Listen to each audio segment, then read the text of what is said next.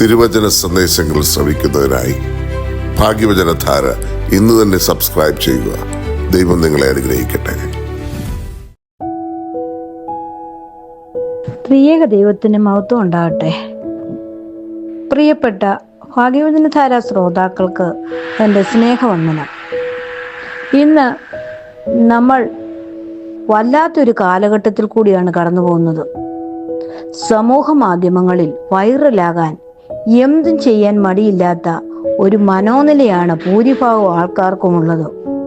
നമ്മുടെ ഒരു വാക്ക്, പ്രവൃത്തി, ഒരു ചിത്രീകരണം എല്ലാം മറ്റുള്ളവർക്ക് വേദന ഉണ്ടാക്കുന്നതാണെങ്കിൽ അത് നമുക്ക് നിയന്ത്രിച്ചുകൂടെ? നിയന്ത്രിക്കാത്ത പക്ഷം എത്രയെത്ര ആത്മഹത്യകളും കൊലപാതകങ്ങളും ദിവസേന നടന്നുകൊണ്ടിരിക്കുന്നു. എന്തിനാണ് മനുഷ്യൻ ഇങ്ങനെ മൃഗത്തിനേക്കാൾ കഷ്ടമാകുന്നത്? ഇതിനൊരു നിയന്ത്രണം ഉണ്ടാകണമെങ്കിൽ നാം ദൈവത്തെങ്കിലേക്ക് തിരിഞ്ഞേ മതിയാവൂ. പഴയതുപോലെ ഒന്ന് ബൈബിൾ വായിക്കാനോ പാടാനോ പ്രാർത്ഥിക്കാനോ പള്ളിയിൽ പോകാനോ ഒന്നും മനുഷ്യൻ സമയം കണ്ടെത്തുന്നില്ല. ഏതോ ഒരു യന്ത്രയുഗത്തിൽ കഴിയുന്നു. ക്ലോക്കിലെ സൂചി ഓടുന്ന പോലെ മനുഷ്യന് ഓടിക്കൊണ്ടിരിക്കുന്നു. ഇത് എവിടെ പോയി എത്തുമെന്ന് ആരും ചിന്തിക്കുന്നുമില്ല. ഒരിക്കൽ ക്രിസോസ്റ്റം തിരുമേനി തന്റെ പ്രസംഗത്തിന്റെ ഇടയിൽ പറഞ്ഞു, നാളെ രാവിലെ വരെ ഞാൻ ജീവനോടെ ഉണ്ടാകും എന്ന് ഉറപ്പുള്ളവനൊന്ന് എഴുന്നേറ്റ് നിൽക്കാൻ ധൈര്യം കാട്ടുകയാണേ അവന് ഞാൻ 1,00,000 രൂപ തരാം. തമാശ കാണിക്കാനോ എന്തോ ഒരു പയ്യൻ എഴുന്നേറ്റ് ഇന്ന് ഞാൻ ഉറപ്പ് തരുന്നു, നാളെ തീർച്ചയായും ഞാൻ ഉണ്ടാകും തിരുമേനി എന്ന് പറഞ്ഞു. എങ്കിൽ നീ നാളെ രാവിലെ എൻ്റെ അരമനയിലോട്ട് വന്നാൽ മതി. അന്ന് രാത്രിയിൽ ആ പയ്യൻ ഉറക്കം വന്നില്ല. രാവിലെ നേരെ തിരുമേനിയുടെ അരമനയിൽ ചെന്ന് തിരുമേനിയുടെ കാൽക്കൽ വീണു. തിരുമേനി അപ്പച്ചൻ എന്നോട് ക്ഷമിക്കണം, ഞാൻ ഇന്നലെ ഒട്ടും ഉറങ്ങിയില്ല. ആകെ ഭയന്ന് വിറച്ച് ജീവൻ എപ്പോൾ പോകുമെന്ന് പേടിച്ച് നേരം വെളുപ്പിച്ചു. തിരുമേനി പറഞ്ഞു, ഞാനും ഉറങ്ങിയില്ല. നീ രാവിലെ വന്ന് എന്നോട് പൈസ ചോദിച്ച ഞാൻ എവിടെ നിന്ന് തരും എന്നോർത്തായിരുന്നു എൻ്റെ അങ്കലാപ്പ്. ഇതാണ് നമ്മുടെയും കാര്യം. പൈസ കയ്യിൽ സൂക്ഷിക്കുന്നതിന് ഉറക്കമില്ല, പൈസ ഇല്ലാത്തതിന് ഉറക്കമില്ല.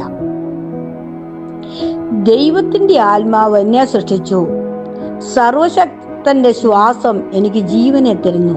ഇയ്യോബ് 33:4. ജീവിതം ആശയക്കുഴപ്പവും വേദന നിറഞ്ഞതുമായി അനുഭവപ്പെട്ടപ്പോൾ പോലും ദൈവം നിശബ്ദനായിട്ടില്ലെന്ന് ഇയ്യോബ് 33 ഏലീഹു ഇയ്യോബിനെ സൗമ്യമായി ഓർമ്മിപ്പിക്കുന്നു. ഓരോ ദിവസവും രാവിലെ നമ്മൾ ഉണരുമ്പോൾ ഒരു ദീർഘനിശ്വാസത്തോടെ പുതിയൊരു ദിവസം ആരംഭിക്കുന്നു. പലപ്പോഴും ആ ശ്വാസം എവിടെ നിന്നാണ് വരുന്നതെന്ന് ചിന്തിക്കാതെ തന്നെ മുകളിൽ പറഞ്ഞ വാക്യം നമ്മളെ ഓർമ്മിപ്പിക്കുന്നു. നമ്മൾ എടുക്കുന്ന ഓരോ ശ്വാസവും കർത്താവിൽ നിന്നുള്ള ഒരു സമ്മാനമാണ് എന്നാണ്. ഓരോ ശ്വാസവും വെറും ഒരു ശാരീരിക പ്രവൃത്തിയല്ല, മറിച്ച് ദൈവത്തിൽ നിന്നുള്ള ഒരു സമ്മാനമാണെന്ന് ഇയ്യോബ് 33:4 നമ്മളെ ഓർമ്മിപ്പിക്കുന്നു. പ്രപഞ്ചത്തെ സൃഷ്ടിച്ച അതേ ആത്മാവ് തന്നെയാണ് ഇന്ന് നമ്മുടെ ജീവൻ നിലനിർത്തുന്നത്. നമ്മുടെ ശ്വാസകോശത്തിലെ ശ്വാസം പോലും ദൈവത്തിന്റെ ശക്തി ഇപ്പോഴും നമ്മളിൽ പ്രവർത്തിക്കുന്നു എന്നതിന്റെ അടയാളമാണ്. അവൻ നമ്മളെ ആഴത്തിൽ അറിയുന്നു. അവൻ എപ്പോഴും നമ്മളിൽ പ്രവർത്തിക്കുന്നു. നമ്മുടെ പരിശ്രമത്താൽ മാത്രമല്ല, അവന്റെ ആത്മാവിനാലും നിലനിർത്തപ്പെടുന്നു. ഇന്ന് ഇതിൽ ആശ്വാസം കണ്ടെത്തുക. ദൈവം നമുക്ക് ശ്വാസം നൽകുന്നിടത്തോളം കാലം അവന് നമ്മളെ സംബന്ധിച്ചിടത്തോളം ഒരു ലക്ഷ്യമുണ്ട്. എല്ലാ ഉത്തരങ്ങളും നമ്മുടെ കൈവശം ഉണ്ടാകണമെന്നില്ല, പക്ഷേ നമുക്ക് ജീവൻ നൽകിയവനാൽ നമ്മൾ താങ്ങപ്പെടുകയും നയിക്കപ്പെടുകയും പുതുക്കപ്പെടുകയും ചെയ്യുന്നു. ധൈര്യസമേതം മുന്നോട്ട് തന്നെ പോകാം. ദൈവം നമ്മൾ വിചാരിക്കുന്നതിലും അധികം സമീപസ്ഥനാണ്. എല്ലാവർക്കും ഒരു നല്ല ദിവസം ആശംസിച്ചുകൊണ്ട് എല്ലാ അനുഗ്രഹങ്ങളും എല്ലാവർക്കും ഉണ്ടാകട്ടെ എന്ന് പ്രാർത്ഥിച്ചുകൊണ്ടും ഒരു പുതുവർഷത്തിന്റെ എല്ലാ ആശംസകളും നേർന്നുകൊണ്ടും എൻ്റെ വാക്ക് നിർത്തുന്നു. നന്ദി.